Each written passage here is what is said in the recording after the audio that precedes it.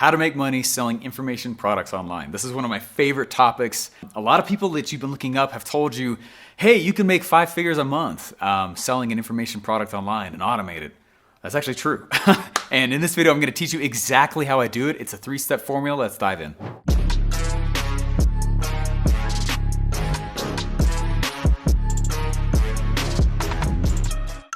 I went through 34 product tries over about 5 years, and it was a lot. But one of the first big successes I did have, this is how I did it. I want to teach you kind of using that kind of as a case study, so to speak. I built a sales funnel. And if you've never heard of a sales funnel, it's literally a series of pages that delivers your offer and your message.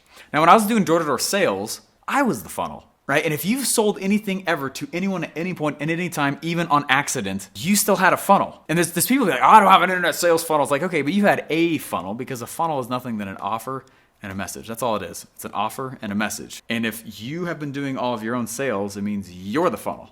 You said the message and you delivered the offer. The only reason why what I teach is so powerful is because we take the offer and message and we automate it on the internet. So now it's no longer on me.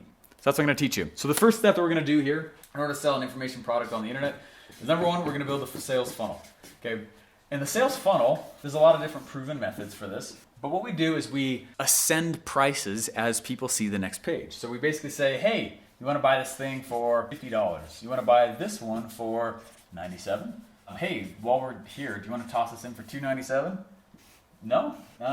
You know what? That one is really key. How about 3 payments of $110? You know, and then we'll have a thank you page right there. Now, that's kind of a standard funnel, you know, and maybe this would be $5, you know, or $7. Basically, what we're doing is we're trying to get people to raise their hand as quickly as possible with the fact that you have something for sale. And yes, I'm a buyer, right? We want them to raise their hand and differentiate themselves like that. One of my first big funnel successes happened when I built, very similar to what I just drew right here, actually. And I realized, oh my gosh, I just need to build an offer and a message. Offer and a message. Both an offer, message, meaning sales message, sales script. I got other videos on how to create a sales message. Look them up if you don't know how to do that. Offer and sales message, offer and sales message. And all we did is I said, hey, in increasing levels of price, do you want the next thing moving forward? Now, obviously, there are ways to do this where it makes the person feel like you're pressuring them into the sale, or makes them feel like, hey, I got to convince you the whole way. That's not the kind of sales I'm into. And I strongly ask that you don't do that. There's room to be a dirtbag with what I just taught. Don't. What I do though is I make sure that whatever I'm selling complements whatever they bought last. Massively broad example here, but if I was to say, hey, you just bought salt. Did you know that pepper goes really well with that? And I'm like, oh my gosh, salt, pepper. Did you know that, hey, I got this cool carrying case that you could get? Okay, obviously that's massively generalized. But what I'm trying to tell you is, like, whatever products you put in there needs to complement and not compete with whatever they just purchased. It's kind of a famous case study on the internet. This guy was selling an info product around how to get 6-pack abs. On the very next page, it was like, I can teach you how to get 6-pack abs honestly twice as fast as what you just went through in that last product, but no one bought it.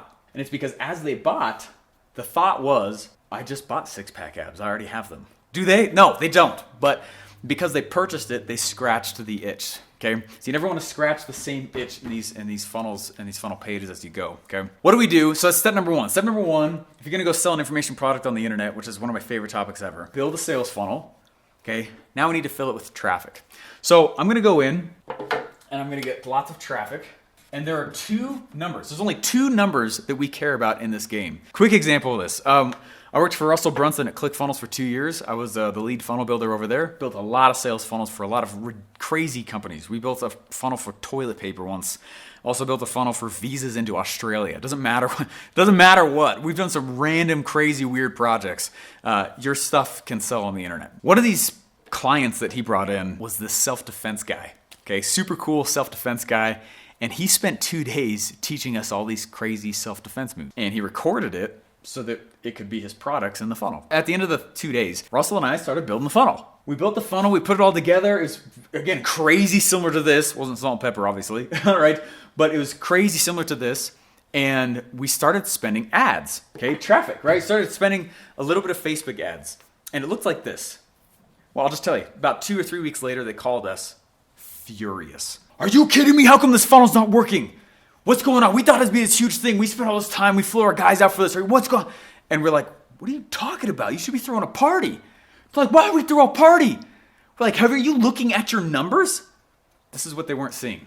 First of all, this is what their numbers were. Okay, and if you don't know what these are yet, check this out. So they had an average cart value and a cost per acquisition. Okay, so they were spending, I don't remember their actual average cart value, but it was around $50. And they were spending, I'm just ballparking, okay? Let's say $45 to acquire it. So what are these numbers? Let me teach you about these numbers. Basically what was happening is they were putting $1 in advertising in, and they were getting $1.15 out per transaction. Now, is that a success? That's a massive success. That's what we were trying to tell them. You should be throwing a party because you're breaking even on release. Like, we're making 15 cents per transaction or whatever it was. It was super small. Okay. 15 cents per transaction. Why should we throw a party? We're like, you should be throwing a party because break even is $1 million scenario. Super key, my friend. Write that down. Okay. Break even is $1 million scenario. So you want to sell information products on the internet? Okay. You have to understand that a lot of us who are actually doing it are doing it in 2 steps. Number 1, we will build what is called a break even funnel. And all we need to do is put, let's say, $1 in advertising and it averages so we get $1 out. That's it. That's it. That's all we're trying to do. Yes, it would be awesome if we put $1 in ads and got $15 back out, or $1 and gotten 10 out. I've definitely done that, and it's super crazy cool when it happens.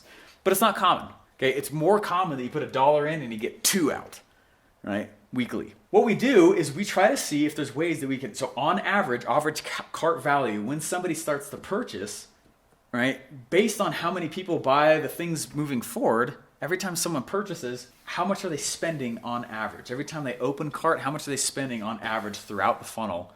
And then how much did I spend to acquire that buyer? As long as, and this is crazy key, and I'll teach this last part just soon here. As long as average cart value is greater than the cost per acquisition, you have yourself a very, very, very likely future $1 million funnel. Okay? Right then? Nope. Let me teach you that in the next step. Before I teach you this final step here, if you like making socialists cry, go and hit the like and subscribe button because it's really fun to watch them cry. Also, put in the comments below what kind of funnel you're planning to actually go and launch. Would love to see what that is. Love funnel building. Let's make socialists cry. Hey guys, in all reality though, I do want to show you though what a break-even situation looks like and what you do after this. So if I put $1 in, I'm getting $1 out. Why is this $1 million scenario, Steve? It's because of this. Step number 3, check this out. Upsell. Here's what we do. We have this thing called a value ladder. So let's say in this funnel step right here, let's say that is that funnel. This funnel, and we got the little downsell, we got the thank you page, and we're just breaking even right here. That's fine. All right, we got the average cart value. We're putting average cart value, which is, let's say like $50, right? And this is the cost per acquisition. Maybe it's like 45. We're barely breaking above even. Most people shut off the funnel at that point. Don't do it. Because now what we're going to do is we're going to automate the upsales. We're going to automate the next funnel. Let's say that it's slightly more expensive stuff than this, and that you're selling in here a $500 product and they buy it. All right? So your average cart value now is $500, right? Just in that one funnel. But what is your cost per acquisition? It's 0. That is pure profit. That's why so many of us make a lot in the internet game. It's not because our one product was this huge one-hit wonder. And that's all the crap that I was taught in college. One-hit wonder, all this stuff. Oh my gosh, that one thing's going to go all the way. No. All of us understand that we need one function in our business that acquires a list of buyers. Okay? It's all we're trying to do. Acquire a list of buyers, and then we automate the upsell. On the thank you page, we'll be like, do you want this next thing? On the email sequences, we're like, do you want this next thing? What do you think we do after this? Man, we build another one. And we build another one. And so our cost per acquisition is already taken care of. That's how so many of us do so well on the internet. It's not that, again, our products are like, oh my gosh, this huge. It's because we have one thing where we emotionally look at it and go, I'm cool if you break even. And that's how this game's run. Got a free gift for you. I know that's a lot of stuff. If you go to internetlaunchsecrets.com, there'll be a free presentation that will show you, again, a lot of these launch strategies. How do we actually run the internet business? How do we run the internet game so that it's actually a profitable activity and something that's very exciting and something that's, instead of something that's very anxiety producing? Go to internetlaunchsecrets.com and look at the free presentation there.